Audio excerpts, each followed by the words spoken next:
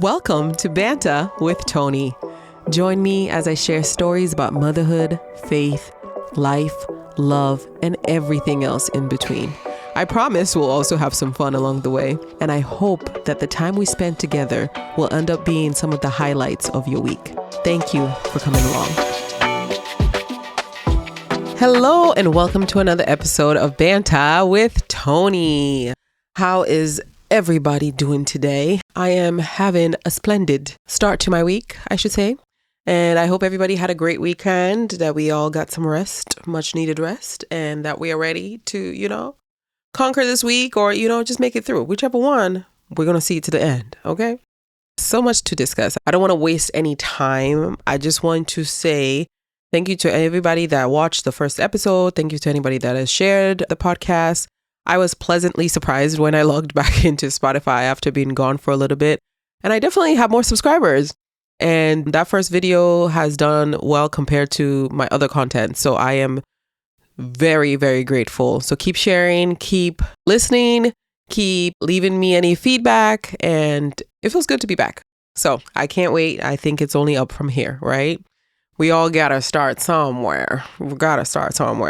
So pop culture for today. So much has gone on, so I hope I can cover everything and that I at least get to touch points with the things that I want to talk about. So I'm a track and field babe, okay? I used to run track back in the day when I was younger. And then it just so happened I married somebody who also runs track and field. And then we have a child that runs track and field. So we're a track and field family. So if there's any kind of like track event going on, chances are I'm going to sit down at some TV somewhere at some point and watch. And so this past couple of weeks, like 2 weeks ago, it was the World Athletic Championships in Tokyo, Japan, and it was amazing. So I just wanted to take a moment to just talk about all the athletes, because I feel like, that's all part of pop culture too. It's not always like celebrities and gossip and da. But really with this show, whenever I'm doing like this segment, it's really like anything that's like empowering, anything that's positive, great. Sometimes probably not so great, but you know what I mean? Anything that is pertaining to anyone in the diaspora, I do want to have the chance to cover it. So it only makes sense that at some point we're going to have to discuss the World Championships. So first off the bat, if you don't know who Shelly Ann Fraser-Price is, I need you to look her up pronto. She is the most decorated 100-meter sprinter in the history of the sport as we stand today. I'm sure somebody down the road is going to beat her. But her career was 20 years in the making. She had 24 career medals, okay? She had 8 Olympic medals, 17 world medals, and she was just one of a kind. I just remember like one of my favorite Olympics for her was when it was her and Elaine Thompson. Elaine Thompson, I figure like she got hurt because I haven't seen her in a while. And if I ever thought anybody had the capacity to beat FloJo's record at the time, I thought it was going to be Elaine Thompson, because I remember I think it was right after the Olympics. They had been in Eugene. I wish I could remember the number that she got, but that was like the closest. And I was just like, argh! And then she got hurt because like the next season, I was like, she's definitely going to break it. She's definitely going to break it. And then something happened. And isn't that life?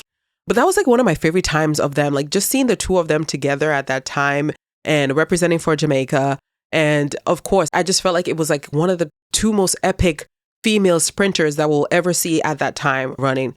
But I have seen Shelly Ann's career through like, when she was younger, I should say, through motherhood. And, even like Usain Bolt, that is like the biggest name coming out of Jamaica, always gives her props because she is the female version. And in some ways, she has even surpassed some of his records.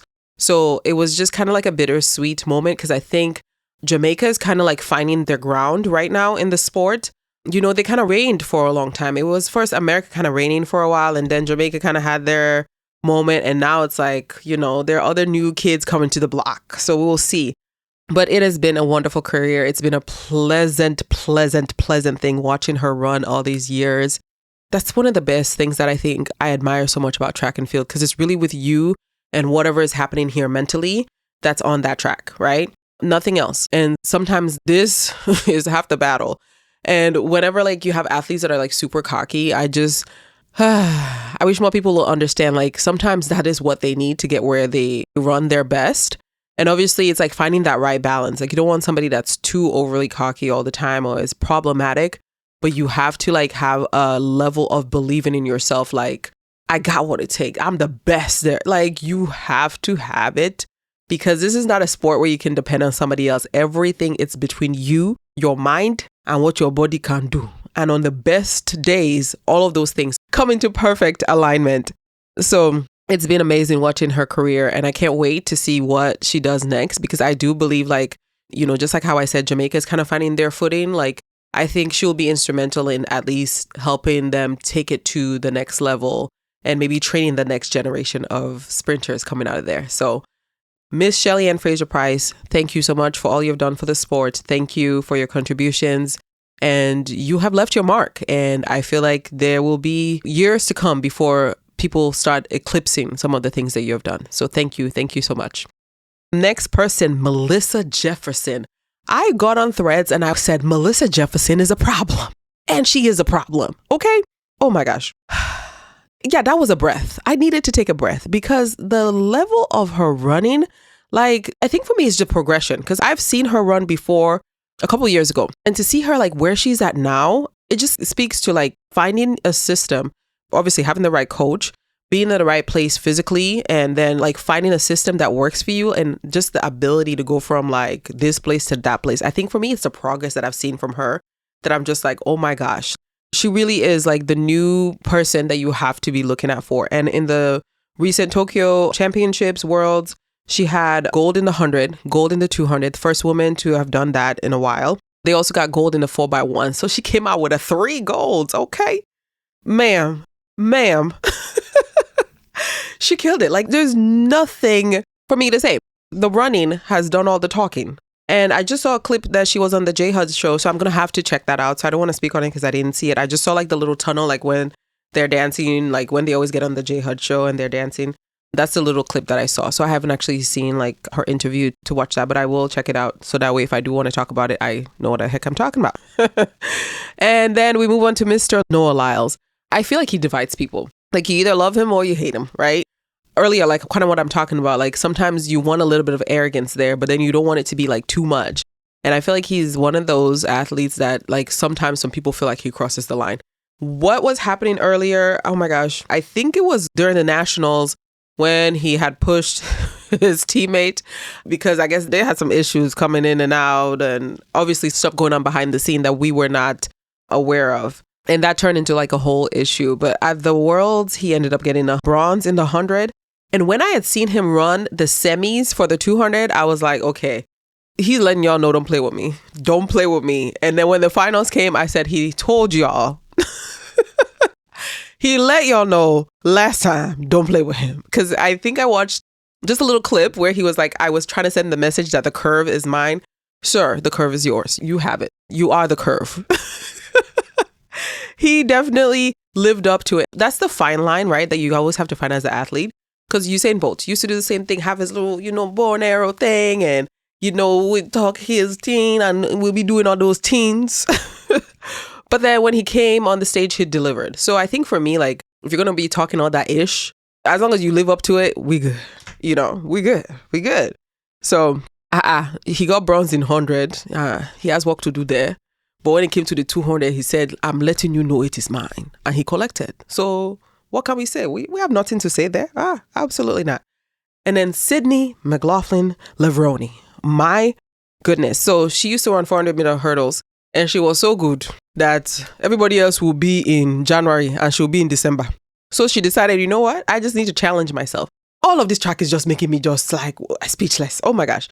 There are many things that I like about Sydney. One, her faith, how that comes through.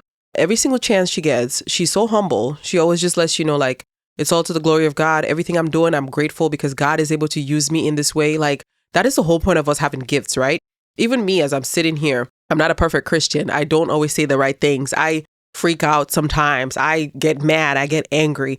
But I know that me being behind this mic, even when I'm like being entertaining and all those things, like there's a purpose behind it. And hopefully everything will come into alignment. And the person maybe that's one day meant to hear something I'm saying behind this mic, it will all just come into perfect alignment, right? And that is really what it means to truly be like existing in your purpose. So I love that for her. Like that already drew me to her story. Then I think one of the other things I love about her, to me, especially as somebody who like, I've discussed this probably ad nauseum at this point, but I have ADHD, right? So I got a later diagnosis in my life. So as an adult, so I've been learning so much about like how my brain works and then how to overcome some of the challenges that I've had in life, right? And one of the things for me is doing that same thing over and over. Consistency. That's the word. Being consistent in something, even the things that I find mundane that I'm just like, oh, I don't really care. Being able to show up and do that. And I think for me, when I look at her, I just see somebody who has created a system, and come rain or shine, like even when you see her on the field, she's so dedicated. She is so dedicated to what she's doing. Like she has blown all the records already. So to her, I'm sure she thought to herself, the hurdles are not really challenging me anymore. So what else can I have that's challenging? That is such a great mindset, because when you look at her, you think, oh, well, if that was me, I'll just keep riding out the hurdles till kingdom come. But it's like the whole point is not for me to be always like, I'm winning. But it's like, how can I challenge myself? What's the next thing? So she said, you know what? I'm leaving the hurdles behind. That lady went on and did the 400 flat. So this was not even a race that she normally does, but this is a race that she has come into over the last couple of years. And she's like, okay, I'm going to do this. And then here she comes again, and she breaks a record that has been standing. Don't quote me now, but Sonia Richard-Ross was the last woman to have this 400-meter record. And Sydney, this year at Worlds, she ended up getting a championship record and the national record. She broke Sonia Richard-Ross's record. When did I say world record? She was the world record for the 400 hurdle, right? And then now she's also proved like her system. With the hurdles, one of the things that she had mentioned was like she counts her steps. When I look at her, it's the precision of her training. I'm sure she eats a certain diet. She sticks to it. Like it just proves just what consistency can do. And so it's like you take that same model and you put it into something else, and she's still blowing it out of the water because her system does not fail. Like that's what I get from looking at her. I'm just like, my goodness, like that should be studied. So am I surprised that she came in here and blew a national record? Absolutely not. I am not surprised at all. But at this point, could she decide that she even wants to run the 8 mile and probably end up winning it? Most likely. Because again, she's proven that her system is not to be effed with. So yeah, Sydney ended up breaking the championship record and national record, and then they won the 4x4 gold. So she brought that home as well. What's next? I'm just excited to see what's next. And then Botswana. Botswana, what's in the water? You should already know. I love threads. That's my thing. I'm a threader. I'll be over here knitting and I'll be over here crocheting with my threads. But I remember posting on there because I'm just like, I've been seeing consistently like Botswana just coming on the scene. And you can tell that they have been investing in their track and field program. They have been invested in a lot of these young athletes. So I think they're finally getting the benefits of all that investing that they have been doing. So these boys did not come to play, because go back and watch the 4x4 that Botswana ended up winning the gold medals, the relays that happened at the World Athletic Championships in Tokyo like 3 weeks ago. Go back and watch that. The closest race you will ever see. And I don't want to mess up people's name, but this young man, Kibena Shippy. Ah, God. Mr. Kibena. Let's just leave him there. Mr. Shippy. Okay. And then you also have Litzel Tebogo, Indori, and there was one more person that's on their team. But go back and watch that race. It was thrilling. It was amazing. Mr. Kibena, he had already won the gold in the 400, and then he came and helped them win the 4x4. But it's just seeing like their entire athletic program. I think it's been amazing to just see like another African team rise to the occasion and take it to the next level. I've been a very, very proud African and just a person living in diaspora, because of course I'm happy for all the, American athletes. And then I'm like, but Africans are showing out too. Come on. Maybe one day there'll be somebody there running for Sierra Leone. Who knows? Maybe it'll be one of my own children, in Jesus' name. But, it's been beautiful to see. It's been definitely beautiful to see. And I cannot leave without giving my shout outs to Kenya as well, because behind the US, they were the next country with the most medals. Like when it comes to long distance running, if you're in Kenya, if you're in Ethiopia, anything you do after that is by the grace of God. So Kenya dominated. I mean, they were the second most medals that were won behind the US. So that's a tremendous, tremendous accomplishment. It was very entertaining for me. I would be working, and when I come back home like the next morning, I'm like trying to find the races that I missed the night before and watching it. And it was just what I needed. It was just what I needed. And it was just, given the climate of the world right now, it was just what was needed at the time to be a great distraction from everything else that's going on. And I just want to thank the track and field athletes because they kept me entertained. They kept me on my toes. I felt like a very proud member of the diaspora because I'm like, everybody was just giving me bush bash. Bring their own, just attack. Okay, you can run, you're fast. We get it. But yeah, very, very good world championships. They did not disappoint. Very entertaining. Did not disappoint at all. So if you're not into track and field, get into track and field. What do you mean? Come on. Next in pop culture news, babies were had. So Toke Makinwa. If you don't know who she is, she's the president of the Baby Girl for Life Collaboration Association. Okay. She announced, I think it was like maybe in August, that she was pregnant. And of course, people had a whole dissertation about it. First of all, if you don't even have a uterus, because I think it was some pastor or something that has something to say with her being pregnant. If you don't have a uterus, why are you speaking on somebody's pregnancy? And then again, you are now also saying that God did not give her the pregnancy because she's not married while she's having the baby. Were you there when she was speaking to God? You have a direct line to him. He told you personally that he did not give her this baby. Like, what is wrong with people? I cannot. Like, when I saw that, I'm like, well, next. But anyways, she had her beautiful baby girl. So she can already dress. She's always on point when it comes to her dressing. And then God blessed her. It's like, God blessed her with a baby girl. So can you imagine? I think I watched something where like she was like unboxing. I watched one of her videos that she posted online and she was like unboxing the gifts that she had bought for her daughter. Oh my gosh. It was Chanel, everything, all the fashions that even me at my age, I don't have, that baby is going to have. Okay. That should just let you know, like, this is somebody that's been waiting a long time for this. And, like, for me, one of the things that I've loved about her is just seeing her evolution, like even like with her faith and her business. And, like I own one of her purses. I want to get her perfume that she had come out with. I think I want to say now it's been almost a year. But, like when you're dealing with shipping from back home and all of that. But actually, that stuff has gotten better. There have been times when there have been some hiccups here and there, but it has gotten better. And I think that's part of us also, like if you're in diaspora, like making sure that you're supporting Black-owned brands here, but that you're also supporting African brands that you buy directly from the continent. But yeah, online shipping has gotten great. Delivery time has improved. As somebody who has always participated in that stuff since the onset, whenever something is new, there's always hiccups and things to kind of get over. But as long as somebody keeps improving and business keeps getting better, like that's all. As long as you don't stay complacent when you have issues that you have to work around, that's all I got. Like, improvement. So I definitely want to get her perfume. She has built an empire for herself and she's into acting. She does all these other things. But the baby's name is Yakira Eliana Olakinta Ayano Oluwa Ike Oluwa Adunola. Hey, look at that.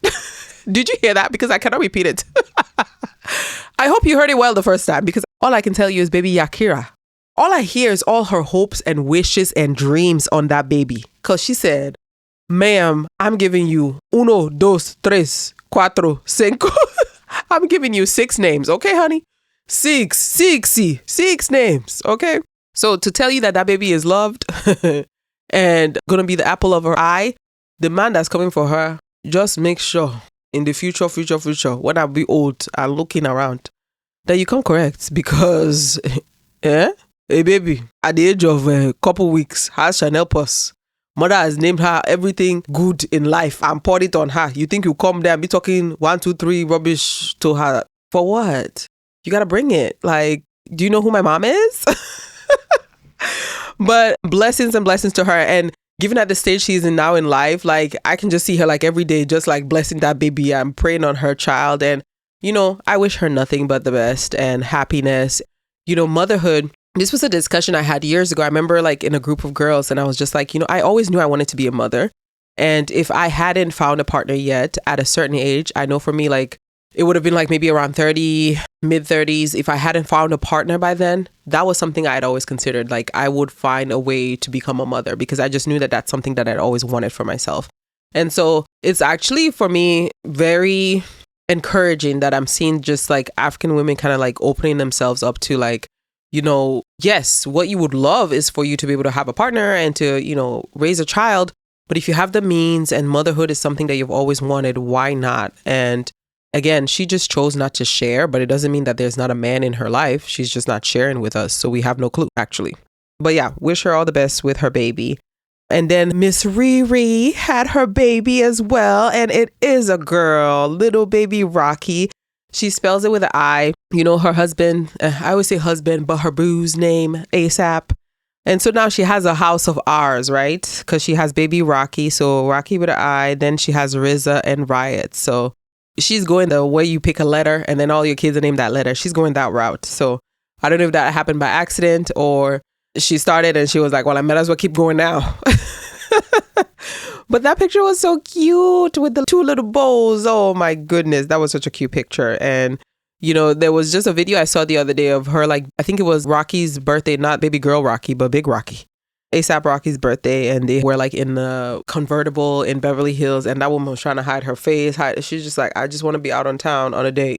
I didn't tell y'all that I wanted to be filmed here. She was not trying to be bothered. And the fact that she just had a baby like 2 seconds ago and she's already out in public, God, okay. But wishing them all the best. And next up on pop culture is Miss Cardi B, Miss Becalis. I'm always saying her name wrong. Is it Becalis? Bacardi. She released her latest album. And the funny thing is the album is called Am I the Drama? And then she has brought all the drama. So Cardi, are you the drama? Because, I mean, that was a right question for her to ask. Like, because clearly, I don't know if the drama finds how, if she finds the drama, but drama was there. The drama was definitely there because, oh my gosh, the things that have happened since then, I cannot even begin to talk. Like, I feel like the whole stuff that has happened after her release needs to be discussed in another like pop culture episode because there's no way I'm going to do it justice in like 1 minute. But for somebody that is not the drama, she definitely has brought the drama. So I guess it was a very on brand title because now as she asked the question, everything that has happened since then, you should ask yourself, is it really her that's always bringing the drama? Or is it that people see her and something in her triggers them and they're just like, we must attack? But anyways, I loved the album. When I listened to it, it was fun. She gave you songs that had emotions. She gave you some bops. Like, she brought her heritage in there. It was a well thought out album. I had already liked, what is the song? Players. I don't know why the name is skipping me now. But that one was like, Jay-Z has a song by the same title. And then Cardi B came out and it's like the female version of that. And I thought she did great writing on that. And she paid homage to the original song in a great way. But then she put like her own spin on it, you know? Imaginary Players. I was looking it up because I was like, I know it was escaping me. So Imaginary Players, I like that. That was already on my playlist from her. And then there were other songs on the album. Like, I wish I could get on my Spotify right now so I can, you know, but hello, it's me, hello. It was a very, very good album. So I actually ordered it on vinyl. And these days, if I order your album on vinyl, you must know I like you. I like it. I like you and I like it. I don't just order any album on vinyl. Last vinyl album was Clips, okay? That Clips album, when I listened to it, I said, Lord, it's a classic. So I got it on vinyl. So I did order the Cardi B album on vinyl because I felt like, okay, all right. You know, you came in here, you gave something.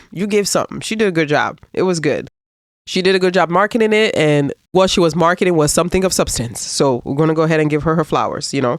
And that woman be working hard. And I hope she's surrounded by people who love and care for her, who are truly in her corner. And, you know, who sometimes, like, when she gets into those modes with other people who are trying to come in and steal her light, that they can just easily just tell her, hey, just, you know, step back. Don't even worry about it. There's nothing to even write home about, you know, nothing to even cry about. Just be at peace and just let those people be, because you cannot be here running with them. You guys are not running the same race. And that's truly it. Like just seeing that you're not running the same race, like you have more to lose. You have, all these things that could possibly be at stake. So it's like, have a rest or work hard and just ignore the noise. And that's what I would say for this week. And next week, maybe we'll see how I feel. Maybe I might go more into depth with that. Last pop culture news. Last season, I had talked about Aliko Dangote starting this refinery in Nigeria and some of the hiccups that he had over there with the oil. Well, a couple weeks ago, it was announced that he was sending his first shipment of crude oil to the U.S. So if you don't know Aliko Dangote, he is the richest man in Africa, worth $20 billion. And he had created the very first private-owned refinery in Nigeria. And he was having a hard time a couple months ago with the Nigerian government giving him the oil that they had promised to him. And if you remember in that episode, I was just talking about how he's going to dominate in the world stage. But I think that particular episode, I was talking about how sometimes the people closest to you will give you the most battles to fight, will be the most hindrance. And depending on your mental fortitude, sometimes fighting those battles that are close to home prevent you from being able and capable of fighting the battles that you need to fight out there. And I already knew that he will be able to deliver when he came to the global stage, but I was just talking about just the things that he was facing in his own country. So of course, when I heard the news that he had struck a deal with the US and he would be sending crude oil here, I was not even like totally surprised. I was like, of course he would. I knew like on the global stage, he will do what he has to do. And I think it's just remarkable that, just what that is representing, like Nigeria being able to sell oil to the US, like that's a whole nother new market, a whole nother new thing that's starting. So it's a beautiful thing to see business, us being strong in business, And there was an interview where Bill Gates was asked, and one of the statements that he had made was that, Nigeria is the key to the success of sub-Saharan Africa. And when you look at the Aliko Dangote story, I feel like for me, that just brings it home. Like when Nigeria succeeds, there's a roadmap that we could easily follow as other African countries, other West African countries that we can use to copy. But it doesn't mean that there are not hiccups and things, because I think sometimes some Nigerians, like when they see how, the country is received on the international stage or whatever, they're like, well, back home, what do we have to look forward to? Or there are these things and that thing. Like in all my time as being somebody that's been in close proximity to Nigerians, I feel like I would always be like, hey, look at what the things you guys are doing and this and that. And then I'm met with, and they're so unimpressed. Like, I'll be like, oh yeah, da. Okay, stolen. And I'm like, damn, you just get me happy that, So I hope that some Nigerians are proud, because it is something to be proud of. Does that mean that when we look at ourselves on these global stages and we're doing things that are commendable, that there are not things back home that we need to fix? Of course not. But just like how we always say in life, two things can be true at the same time. So are they making great strides internationally? Are they doing certain things? We give them the praise when they need to have it. And at the same time, call them to action for the things that they are not getting right, that are negatively affecting us. I think we can do both. It doesn't have to be one or the other. So I hope Nigerians are really proud. I'm sure the man, whether you're proud of him, you're not proud of him, all he knows is money and how to make money. It's like, all I know is whether you proud or not, whether you like it or not, that is not my business. All I know is I got my contract. Okay. So that is the end of pop culture for today. But hopefully I brought something to your attention that maybe you haven't seen and you're going to go and watch. And I try to give you a diverse thing. I give you sports, I give you entertainment, I give you baby news, financial news for those of you who are into finances. I told you, I am your girl. Listen to me. Listen. Listen to me. I will got you covered. Do you hear my English? Listen to me. I will got you covered. You didn't even know. You never knew. But here we are. Just listening to me. I am the one. So today, our main topic that I just wanted to cover just for a little bit is for us to have honest conversations about mental health in diaspora. If you remember last week when I started this new season, I told you that one of the things that I'm working on in my own personal life is advocating for reproductive psych. And that involves, women in their reproductive years, but also during the childbearing. So maternal, postpartum. So pretty much covering the woman in her entire life cycle. But even though I choose to focus on, reproductive mental health, reproductive psych, it doesn't mean that I don't like talking about mental health in general. I mean, it doesn't exclude mental health in general. So I just wanted to touch on this topic because I feel like it will kind of set the tone for some of the things that will come on later as we talk more about mental health. I'm just very happy that I am seeing more providers. I think that's one of the first things is sometimes having providers that look like you. So I am seeing more of our Black and African providers coming through in the mental health career. So that's needed because a lot of times patients are going to be looking for people that look like them. There will be certain things that you don't have to explain. It's already there. So when you're telling somebody, hey, they already understand like, okay, a wife does not do this or does not, like there are certain things you don't have to explain. I don't want to be there now with you now. And now I told you something now and now you are misinterpreting it. Now I have to spend 15 minutes telling you that this is my culture and how we do things. I don't want it. So it's very important that we have providers that are competent, culturally competent. That's what I was looking for. Providers that are culturally competent, that know what they are talking about, that have shared experiences with you, and there are certain things you just don't have time for, or neither do you feel like it, that you need to explain. So that's a very important thing. And I think for us, it's just like breaking that stigma, continuing to encourage like open conversations that for some of us, it's like long overdue. But continuing to have these open conversations and hopefully it can lead to healing, more awareness for us and, just take us to the next level when it comes to mental health. So I'm sure all of us, if you just think back to any point in your life, whether you personally or anyone that you've been close to, I feel like a lot of us have at some point been affected by mental health, either us personally or you have been connected to somebody that maybe has struggled with their mental health in any way, shape or form. So I think the first thing out of the gate is just letting everybody know like this is common. And it's just that now we have more names for things. People are getting more diagnoses than they have in the past. Before you might just say, oh, this person is just difficult. This person's just this person's just dramatic. This person's just blah, blah, blah, blah, whatever other label you want to put on them.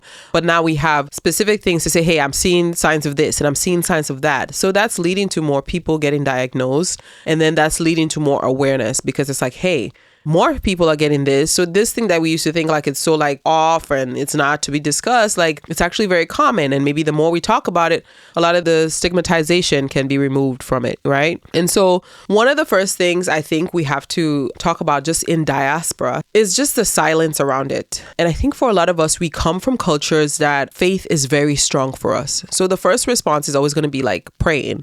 And I am a Christian. And so I'm a firm believer in prayer. I know that prayer works. I know that there are things that are much bigger than us in this world and things that we cannot even begin to understand. So I understand that faith plays that role, very well aware of it. So this idea for us to just pray it away, I feel like you can have faith and get therapy. Like it's not one or the other. I believe in God. I know that there are things in my life that happen that I cannot explain that are just, how they are. But I know I'm able to cope through those things a lot of times because of my faith. So that will never go away. But I also need to talk to somebody, or it might get to the point where I need to be on medication. And I cannot say, oh, Jesus got me and I'm not going to take the meds. Just like how if you have a headache, you can pray all you want, but the headache is not going to go away unless you take like some Tylenol or something. So the same idea, like we can have faith and still seek help. So you can still read your Bible, put things into prayer with God and still go and see a therapist and still take some medications.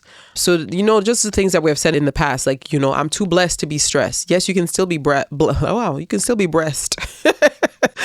You can still be blessed and you can still be stressed. Okay. Now, it doesn't mean that God has not blessed you with things, but you're still a human being. You're not a statue. There are emotions and things that are coming up and so sometimes it's these things that we have put as like a commonplace that end up being like a barrier. And then we create a lot of silence. And then what you have is people suffering in silence because of the things that we have put in place to keep them away. So I want us to just keep that in mind. Like even as we talk about our cultural pride and resilience, I think I covered that for us last season, just reminding us like how resilient we are, looking down our bloodlines and seeing what we come from and what we have overcome and knowing that I come from this long line of people who have just had the ability to just bounce back.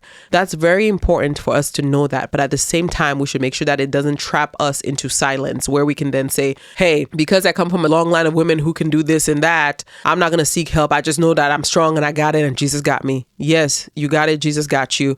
Still go and seek help. Still go and talk to somebody because it's overflowing into other parts of your life that if you don't pay attention, soon you won't be able to say Jesus got you because everything is going to explode. that's even the key sometimes, is even get into it before it gets to those points of being like out of control. So I think I am seeing like a generational shift. I think a lot of these conversations, like people that are my age or younger, so I'm in my 30s, I'm a millennial. I think when it comes to us and those who are younger than us, we are seeing more and more people being open to therapy. Our men, Black men in general, African men, Black men in diaspora, being more open to even getting therapy. We're seeing them being providers. That's also very important. And I think, it's definitely long overdue and much needed. So those are the ways how we're going to kind of break up that silence. And when you start seeing, as you start learning more about, mental health, when you start seeing signs, being able to, in kind ways, obviously, like say, hey, maybe this is what this person's going through. And then, being like a source of relief for that individual. Or maybe if it's somebody you trust, saying it in a way like, hey, have you ever thought about talking to somebody? Have you ever thought about this or that? Like just bringing it up to that individual so that, they might do something that they've never thought about before. Like, hey, okay, maybe this is something I need to, talk to somebody about. And when we talk about, we don't talk about our business, we don't do this and that, I want us to keep in mind the cost of that, right? So when you choose to participate in the silence, like I've said, you have maybe noticed something is off with somebody, but you choose to be quiet about it. You're not bringing it to their attention. How we are then adding to the problem. Like, because sometimes we think like, well, that's not my issue. That's not my problem, but I've had those same communities. Like if something happens and somebody does do something, like unalive themselves or anything like that, you have those same people who then get affected. Then you hear all the stories and you hear this and that. And you're thinking, well, if somebody had just said something, if somebody noticed something and they had done something about it, maybe we'll be in a different place now. So I think we just have to be more aware, and then knowing that we don't have a choice to be silent about certain things. Like if there are people that are close to you and you love and care for them, you'll be like, hey, I've noticed this about you. Just go and talk to somebody. Or, maybe you're not close enough to the person like that. You might bring it up to the people that are close enough to them and be like, hey, I kind of noticed this about them. I'm not saying that there's anything here, but please, just call them to attention and go and talk to them. So I think that's important. The next piece of the conversation is, why are the honest conversations important? And I think I've already covered them, like us just normalizing it. Like once we talk about it more, we normalize it. We help people not to feel so alone. We help to build empathy.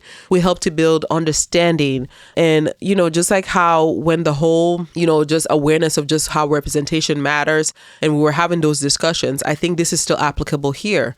When we talk about it more, then people feel like, hey, I look up to this person, and then they're saying that they struggle with this. So then, you know what? I struggle with this too. And just being able to see or hear somebody's story, it helps somebody else come to terms with maybe something that they have that they maybe never even thought about that, right? So for me, that's why I know that everything that you do in life, or everything that happens to you in life, sometimes it leads to your purpose. So I struggled with postpartum depression. It wasn't there with my first child, but it was definitely there with my second.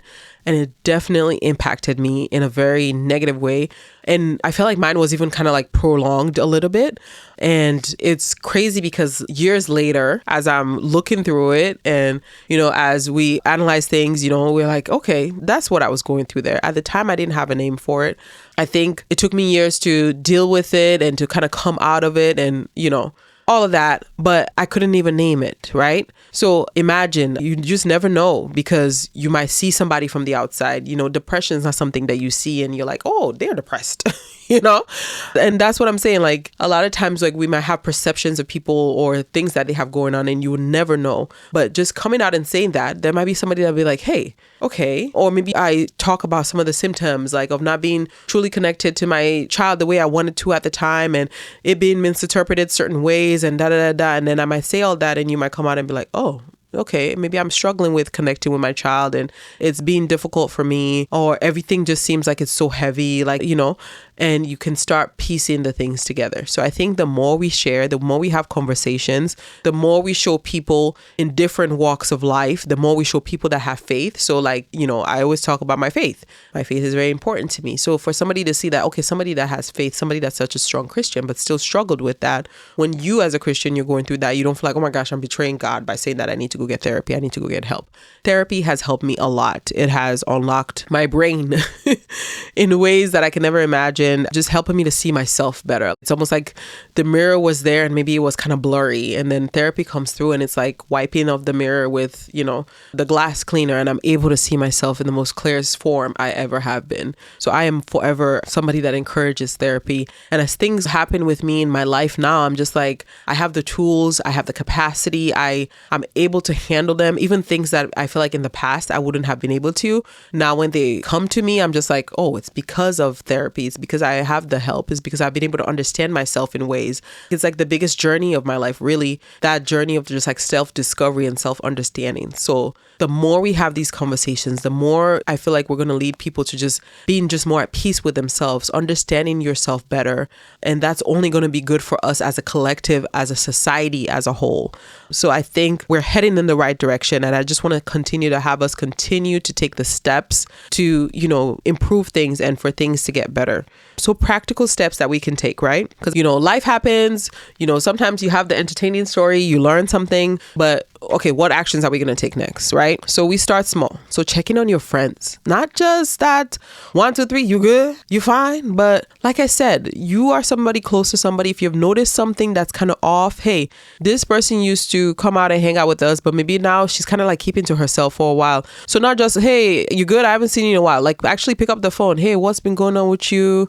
We've invited you to a couple of things, or you haven't showed up, and that's really unlike you, and I haven't seen you. And maybe even when the person might be like hesitant, like, I don't want to see anybody or whatever, you're just one of those people who's like, I'm going to show up.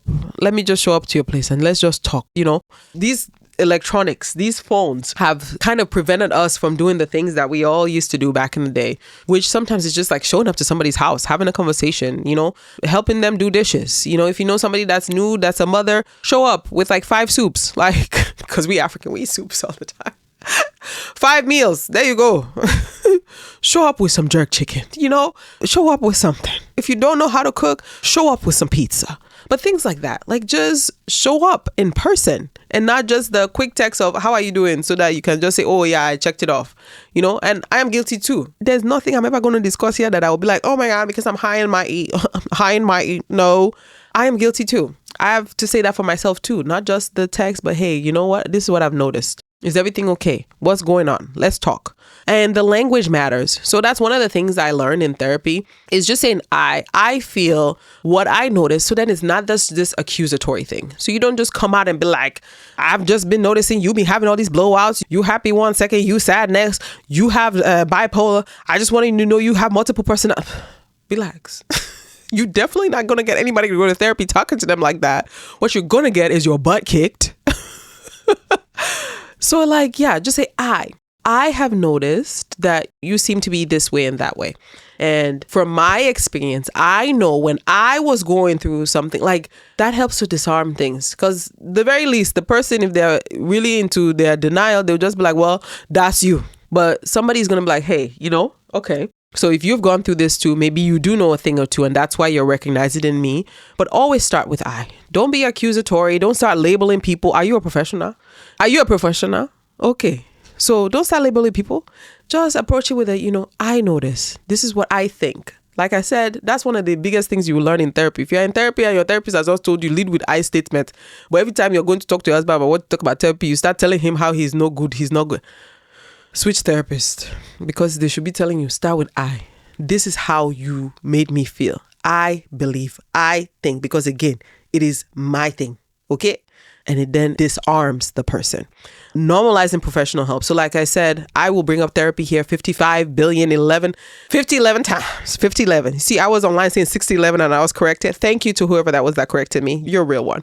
I am not above correction. Please, I might open my mouth here, say things, and you might be like, what the hell is you talking about? What did you brought up there? It was not accurate. And as long as you don't say it to me like that, because we're going to fight. I am a work in progress. The Lord is working on me. I'm just kidding. I don't fight people. Never have. I fight with my mouth though. But yeah, as long as you don't approach me in that way, like I'm not above correction, but I was saying 6011 and they're like, no girls, 5011. Oh Lord, I've already told you guys last season, I'm past the point of embarrassment. Embarrassment does not embarrass me anymore. I'm not embarrassed by embarrassment. So normalize professional help. Like, I will talk about therapy 50 million times here because I want to talk about it so much that you don't even think twice about it if that's something that you're considering. Like, I've talked about it so much, you'll be like, this therapy that this woman is talking about, let me go and check out one or two things if you haven't done it yet for yourself. I will continue to talk about it, but that's why I continue to talk about it, because I want to normalize it.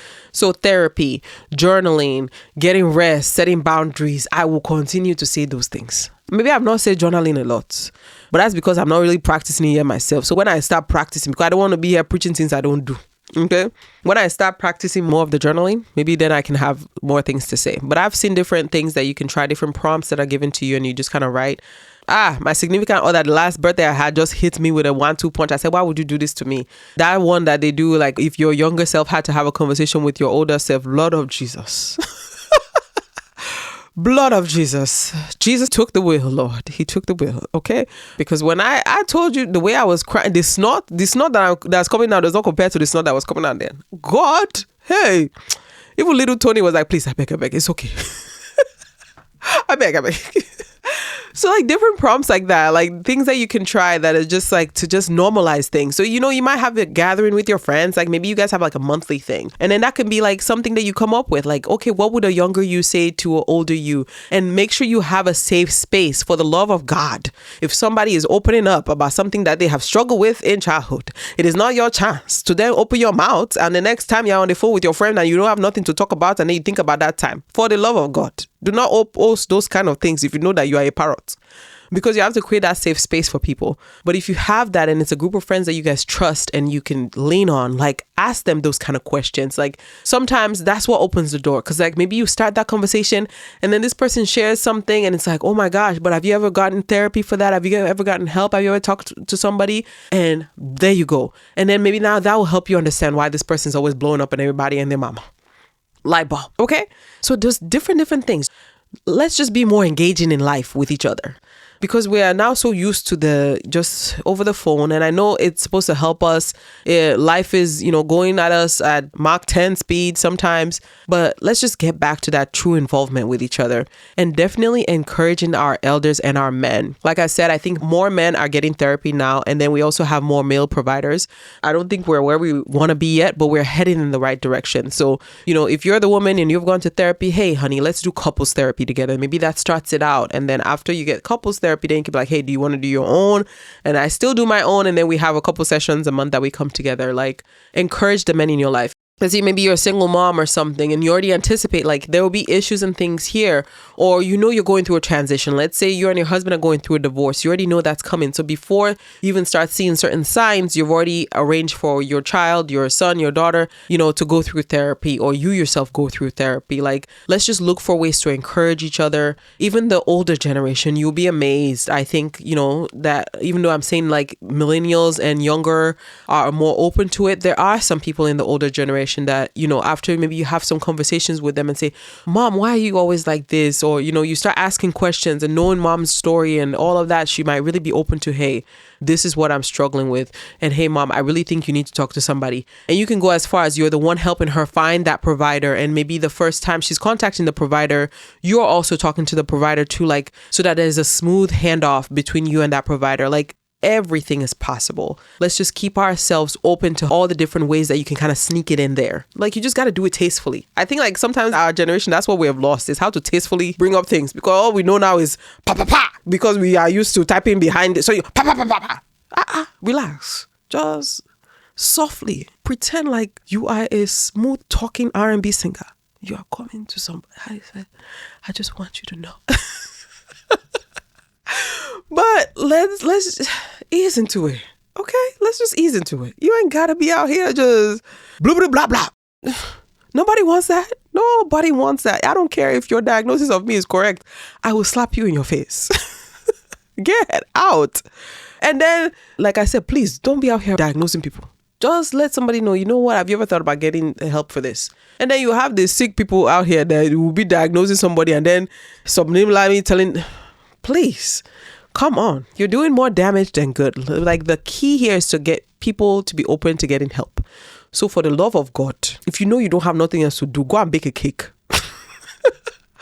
Go and bake a cake. But please, Do not be using mental health struggles and this thing and that thing to subliminally send shots at somebody. That's disgraceful behavior. It's very disgraceful behavior. And there's no tolerance for that. You can't do that around me. I'm sorry. You're not going to be around me and be like, oh, yeah, the way she asked, she must be. No, you can't do that around me. I just can't. Like, no, absolutely not. And more of us should say that so that this negative stigma can go away from it. So, just recapping, because we're almost at an hour and I don't want to keep you guys longer than that because y'all got things to do. It's going to be coming out on a Friday. So you're trying to go out and have drinks and I don't want to keep y'all here too much. Some of y'all don't drink. You're going to go out and gather with people at your church. You're going to go out and go bowling. You might be spending a great time with your family. Whatever it is that you do, I ain't trying to keep you away from it. So just to recap, just remember, healing begins for us when we are able to just, trust people, when we're able to have these open conversations. We're not going to heal anything we don't talk about. So our main goal with ourselves, with those we love, with those we come in contact with, is talking about things so that we can heal. And I just want all of us to just take it as a personal thing for us to say, hey, how can I help us as a collective heal better? So whether you're the person facilitating it, maybe you're a provider, seek out different events or things. If you're a provider, maybe have some, one day a month or something where you go to your church and you talk about some mental health issues, or you bring up some things that are happening in the community that maybe they're not too aware of. And that can help to create awareness. Like, we can all do our part, Me, as somebody who struggled with postpartum, that's part of why I'm choosing the path that I've chosen, because I'm just like, it just came full circle for me. It was crazy. I'm having a session with my therapist and she's just like, I think you will be great at this. It was her that even saw it in me before I even saw it in myself. And then I had to come to terms with it, like, hey, this will be something that I feel like I could do that will be impactful. And I had never even thought about it. So sometimes even the things you're struggling with in life, you don't know how it's going to come together for you and it's going to lead to your purpose. But, just be open. And that's the whole thing of life. So I leave you guys there with that.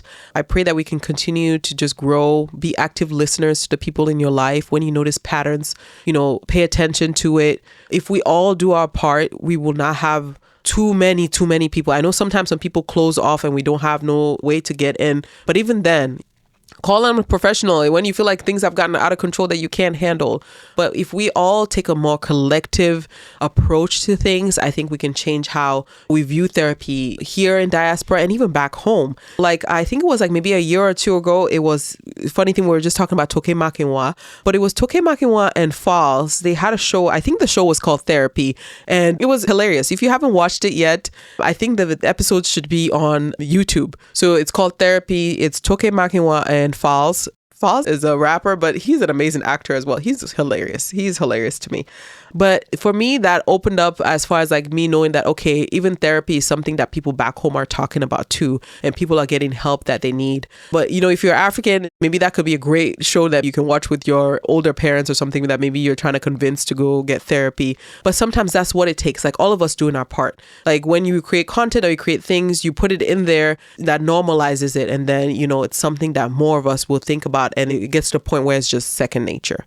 So I want to thank you guys for listening to this week's episode. I am still reading Sweet Heat, so that is still the one that is in play.